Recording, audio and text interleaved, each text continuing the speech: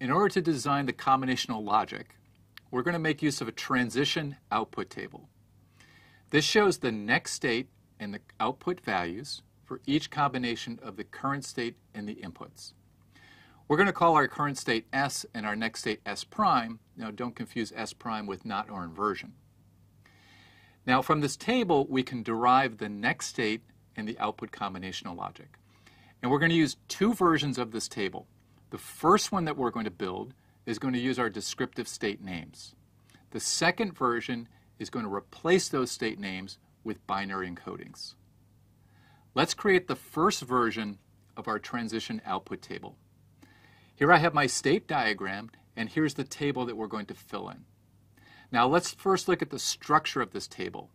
On the left I have my current state, and I have 4 rows because we have 4 states. And over to the right I have a column for my output. Remember, this is a Moore machine, so the output is going to be determined just by the current state. Now in the middle I have my next state, and I've broken that up into 2 columns. My next state is going to be one value depending on the input being a 0, and another value when the input is a 1. So let's fill in this table. First let's start with the left side where we have my current state. I have 4 states, so I'm just going to fill those in from my state diagram. My first state is called init. My second, got 1. My third, got 1, 1. And my final state, got 1, 1, 1. Now I can fill in the output based on these current states. So in my initial state, init, my output, you see in the bubble, is a 0. So let's just fill that in on that row. We have a 0 here. For got 1, we also have a 0. For got 1, 1 is a 0. And for got 1, 1, 1, we have a 1 for our output.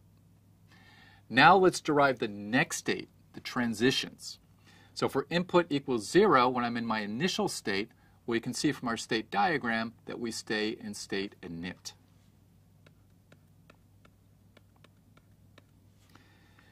Now when the input is a 1, then we move to got 1.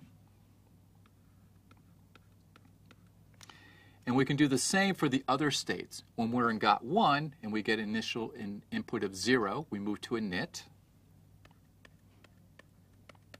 And with an input of 1, we move to got 1, 1. When we're in got 1, 1, again, we move to init with an input of 0. And with an input of 1, we move to got 1, 1, 1.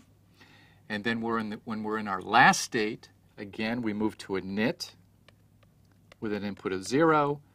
And we stay in got 1, 1, 1 when our input is 1. So now we have a completed first version of our transition output table. Let's now move to the second version. First of all, if we look at the state diagram, I've put in each bubble the binary values that we're assigning to each state. So init is going to be state 0, 0, got 1, 0, 1, got 1, 1, 0, 1, 0, and got 1, 1, 1, 1, 1. Now, you might be wondering about reset. I've kind of ignored reset up to this point. Well, what we can do is we can implement our D flip-flops with a reset capability that we've talked about previously. That means when reset is a 1, then the D flip-flops are going to go to 0. So by assigning 0, 0 as the binary value for my initial state, all I have to do is send the reset signal to the reset input of my D flip-flops, and then when that signal is a 1, I'll go into my initial state automatically. So that's how we can handle reset. Now, if we look at the transition and output table, what we've done here is we've replaced our labels from our first version with their equivalent binary values. So for instance, everywhere we had init in our first version, we've put 0, 0. And we've done this for every state assignment. Now let's design the hardware for our finite state machine. First of all, we have 2 state bits, so we need to have 2 D flip-flops. Let's put those down. Now let's feed the current state, the Q outputs of those flip-flops, up into our circuit. So we're going to create both the true and the complement values because we might need those. Now we also have our input, so let's show that. And again, let's have an inverter so we have our true and complement values for our input available to us as well. Now the first thing we're going to do is we're going to design our output logic. Now if we look at our table, we see that out is a 1 in only one row. That's when our state is 1 and 1. So we just need a single AND gate and feeding in the true values of the state bits into that AND gate, and that's our output. Now let's look at the combinational logic for our next state.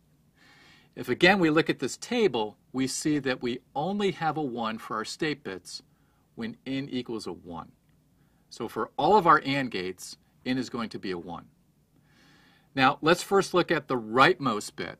Now we have 3 1s in our table. This is when, again, n equals 1, and when we have different values of our current state bits. So let's draw 3 AND gates, and those are going to be 3 input AND gates. And the first one in the first row has n equals 1, so let's grab that. Then we have the inverted values of our current state. So when s equals 0, 0, that's when the next state bit becomes a 1. So we need to take the inverted values of those. Now let's look at the third row for our third AND gate. Now here again, n equals 1, so let's grab that. And now the leftmost current state bit is a 1, so we need the true value of that. And the rightmost state bit is a 0, so we need the complement of that. So that's our second AND gate. Now our third AND gate, the bottom row here, has n equals 1, and our current state is 1, 1. So we just grab the true values of those, and that's our third AND gate. Now we need to feed those into a 3-input OR gate, so let's draw that. Here's our 3-input OR gate, and this now feeds into the D flip-flop for this state bit.